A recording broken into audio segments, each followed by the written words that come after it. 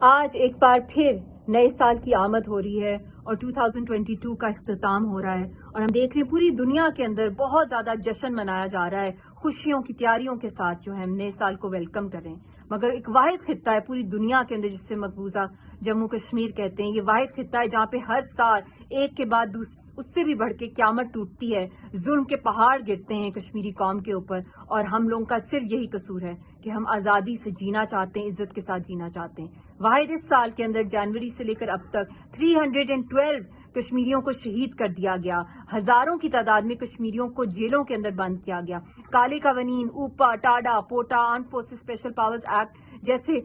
دہشت گردانہ draconian laws impose کیے گئے، 50 لاکھ سے زائد انڈینز کو وہاں پہ ایک ڈسپیوٹڈ ٹیریٹری کے ڈومسائلز ایشو کیے گئے، وہاں پہ ان کو نہ صرف ڈومسائلز بلکہ ووٹر رائٹ کے ساتھ ساتھ ان کو وہاں پہ الیکٹیبلز کی صورت میں ڈی لمیٹیشن کے پروسیس کے اندر انٹروڈیوس کیا جا رہا ہے۔ وہاں پہ 119 کاسو سرچ آپریشنز ہوئے ہیں، 116 ملٹری آپریشنز، 164 انٹرنیٹ بلاکیڈز کم از کم ہوئے ہیں، جو اکنامک بلاکیڈز وہاں پہ ہوئے ہیں۔ ہماری ساری جو حریت کی قیادت ہے اس کو قتل کرنے کا